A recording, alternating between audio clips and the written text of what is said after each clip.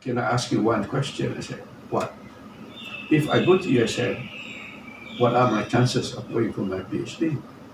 And his response was straightforward, very simple. You do something for us, we'll do something for you.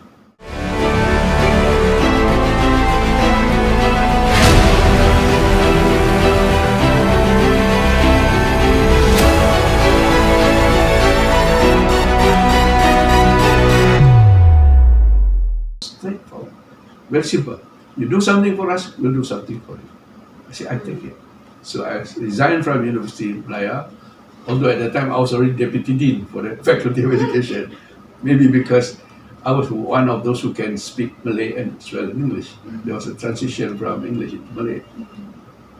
But all the same, I went to Penang, joined USM, and after 1 year, during the first year, I started looking for scholarship and things like that.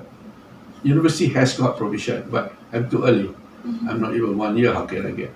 Then, fortunately, my boss was ex-CEO of Perak, then the person in charge of scholarship was Tan Sri Hamdan, subsequently became the governor of Penang, Tun Hamdan.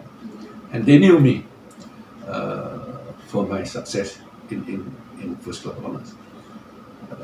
I started looking. Finally, I got scholarship to go to Canada. But when I submitted my application, I was told there were only 4 scholarships, and all the 4 scholarships have been offered. Not offered in the sense, but the candidates for these 4 scholarships have been selected.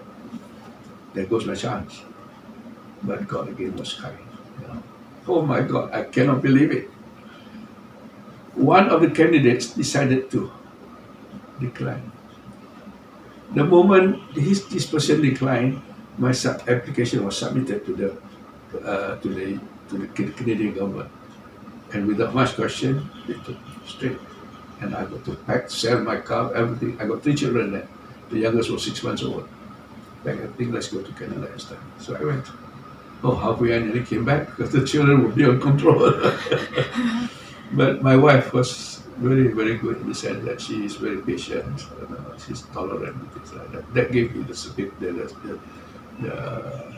courage and the spirit to move on. We went, study, and my only aim was to study as hard as possible and study as fast as possible and come back. And I was fortunate again. I got a supervisor who is equally hardworking. I give a note to him in the morning, he will check everything, pass it back in the afternoon, in the evening. That fast. Very young, dynamic. Professor Fitzsimmons is still alive, but his wife passed away. We still communicate once in a while. Oh yeah, I forgot this year, Christmas. Completely forgot.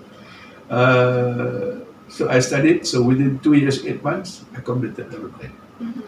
And I was again fortunate because I don't have to type my notes by my thesis. The wife of my classmate, Bernard, his wife, always takes this service to type his thesis. You pay 1 page, $1. Oh, wow. So I said, never mind. She knows all the format of the thing. She did it. And then there was only one external examiner for the thesis that I did, and he happens to be in Calgary, which is 50 miles south of Alberta. So my supervisor says, why don't you go and talk to him, invite him to become your external. And unlike here, we can approach the person, talk to him, told him, this is what I wanted to do, would you care to become my external? He was very happy because then he would get some kind of recognition for international students. I'm not from Canada, I was from Malaysia. So gladly, he became my external. And then the day came for the Viva. Oh my God, that was frightening. Viva presented my thesis, result and so on.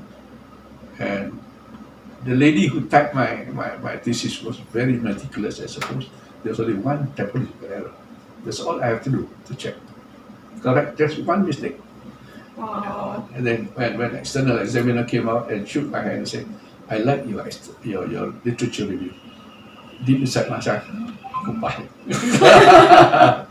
Oh, when the chairman announced that I did pass, I cannot tell you how happy I was.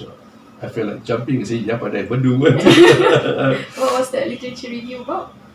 This is all vocational. Because I was trying to validate 2 instruments from America, so that this instrument can be brought back to Malaysia for use. And then that was my intention. One is Holland's VPI, and the other is Donald Super work values inventory. Fortunately, VPI was very good. It was a study between Canada and Penang, and I was using pattern analysis to see the structure and so on, and that was okay. But when it comes to values, there are some difficulties, because I suppose the values of the Asian people are different from those in America, perhaps. And then secondly, I think the test will be short, only 45 items, measuring 15 different values. And then when you translate English into Malay, again, the translation may not be as accurate. I don't know whatever the result is. The second instrument was not valid for use in English. That's how. So I came back within 1 year. When I came back, I became the college master, looking after students. I love students. I like students. I like to work with people. So after 3 years, I said no more. I want to come back and concentrate on my education, not research.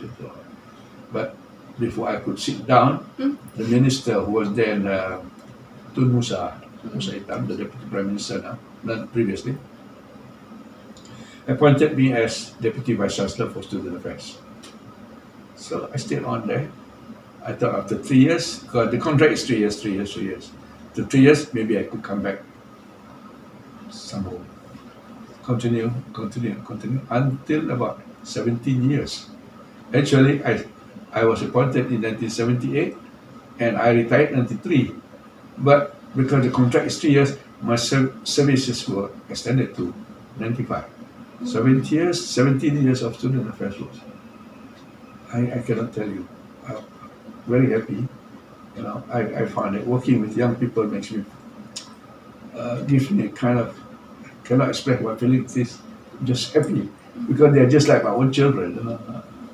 So that was the beginning of my life, and then when I retired in 1993, then extended to 95, and then in 95 I told my boss, Dato, I said I want to go back to education, so I went back to education for 2 years, and before I could continue, a friend who was a student together with me in Canada from Brunei, he was then deputy minister for education. He rang me up, please come to Brunei. He wanted me to come much earlier, but I said, I cannot, I'm still working.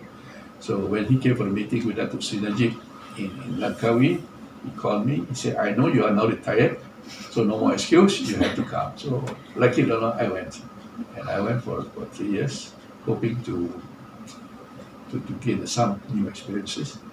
And then when my contract expires, I attended my letter and so on, the Minister of Education called me. I said, Dato, I hear that you are leaving. Yes, the title that's paid. So I said, why are you leaving? I said, I have finished my contract. No, you are not going back. I brought the form for you. Got to sign. The reason perhaps he likes me because I go to his place every Friday, every Sunday morning, subuh and tazkirah. And at the same time, I never turned down any invitation to go talk in the kampung. And Brunei was just coming up. And I suppose that was one reason. And then when I talk, I always insert some element, hadith, or firman Allah, things like that. And he is a very pious person. And that probably is the link. So then when I came back in 2001, the time my mother-in-law was not well, my brother was not well, my sister was not well. So I came back, and then so we joined UVM. And when I was at UVM, I started growing up with my colleagues, Master of Counseling, and that's how we started. Roughly that's my life. I'm married with 3 children. Okay, so Prof, we will move on with the next question. What does it mean by Islamic counseling? I really don't know. I really don't know how to tell you exactly what Islamic counseling is. To me, is to inject the teaching of Islam in the course of your counseling session and things like that. Then when I was in Pahang, not too sure, but early this year actually, then we decided to call it counseling Syarie instead of counseling Islam, because the word Islam somehow receives all kind of reaction. So we use Syarie because there is such a thing as peguam Syarie already. So it's easier to come in when there is a precedence. So to be when I say Islamic or counseling Syarie, it's just to inject elements of Islam, the teaching of Islam, and so on and so forth in the course of discussion. And the good thing about it is we have two major sources of Islamic teaching. One is Al-Quran and the other is Hadith, Sunnah. And then these are not created by man. They are not created by man. Whereas if you talk of Western theories, they are all through experiments and things like that, and sometimes keep on changing. So I really do not know what exactly is Islamic counseling until this lady, Professor Madia, Dr. Syarie, came out with a book on Tazkiyatun Nafs. I already knew something about Imam Al-Ghazali when I was teaching at UUM, because I get some of the students to write about his teaching and so on. Begin to see, but being a person who is not knowledgeable on Islamic things like that, I couldn't understand, couldn't make up. Until Professor Madia, Dr. Syarie came up with the book, and I said, oh my God, this is it. I wanted so long. God has kind of finally granted me this the opportunity to see. Okay. And then how did Islamic counseling first start in Malaysia? Again, my answer is I don't know when, by whom, and so on. But what I can tell you is when Dr. Syarie came up with the book, there is a reference. And then I think Mek Yang, now Dr. Mariam from Kelantan, came up also with some Islamic teaching, but she is based on the Quran. And then there is another professor in Pahang, I cannot remember his name. He was using Asma'ul Husna as a basis for it. But I suppose these two, beside Dr. Syarie, are in a way teaching you in terms of amal, practice, do. Whereas Professor Madia, Dr. Syarie provided a kind of a sequence from beginning. There is, you can see the process from the beginning to the end of the session. That's why I'm more inclined. It's easier to conduct counseling like that, because you can move from step to step to step. I wanted to show you the book, but unfortunately, I left them at home. But you can easily get in touch with Dr. Syarie to buy the book. Then if you're a student, she will give you a special price. Probably I can meet her. Because the book is about $25, a small book. But I requested her, please give some discount, and she's willing to give a discount of $5, which is $20. And then secondly, she also has produced a module, showing you how you start. And that's about $15, but she's prepared to sell for $12. I'll give you the phone number after this. Yes. You can contact her and say, I was told by Prof. Amir that you, okay? And then what was the reaction of the society about Islamic counseling during that time? No, like I said, I do not know when it all started, but I have always wanted to include Islamic teaching into counseling, because there is a difference between the way the Americans see human being or man from the Islamic. Now, if you read all the books, psychology or otherwise in English, they always talk about three major domains: psychomotor, which is your physical, and then mental, cognitive, and then they also talk about affective. These are three things that constitutes the person. Whereas in Islam, it goes beyond that. It talks about the heart, it talks about the ruh, the soul, and then it teaches us that we do not just live in this world. We go into the ground, and then we are reawakened, and so there is a continuity, and you live forever. So that sort of say in terms of quantity alone, I think the Islamic counseling Syarie provides more components, and then that is being supported by the hadith. When Rasulullah says, inside your, was it hadith or Quran? I'm not too sure. That inside the system, you have a piece of flesh, and that flesh, if it is good flesh, you'll be good. If it is lousy, bad flesh, you hell. Yes, You yes. know, segumpal daging, things like that. I'm not too sure whether it's hadith. I think it's the hadith Rasulullah. Yeah, it's So you have to look after the hadith. Even in Malay, what do you call this? The figurative speaking, Prof. proverb says. Proverb says seketul daging. Kalau baik, no, not seketul daging. Ikut hati mati, ikut rasa binasa, So it reflects to the hati. And the other thing about Islamic or counseling Syarie is, there is another element called nafs, which is yourself.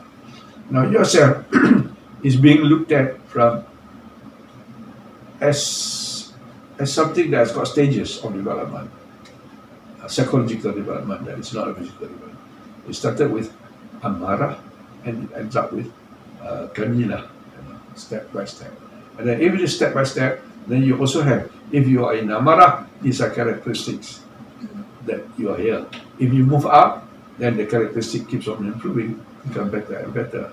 And as a counselor, you can sort of move the person, or the person can move himself step by step by step, and he can see the good thing about it changes in himself. And when the self changes, the heart also changes. I do not know which influences which, but I suspect they are interrelated in a sense. So the other thing that about the Islamic counseling or the counseling Syarie, now as a Muslim, I think we are expected to pray to God every day, and then we are also expected to raise our hands and pray to God, asking whatever we want. That is additional to what the Western country will do. They don't have that. So you are always with Allah subhanahu wa ta'ala.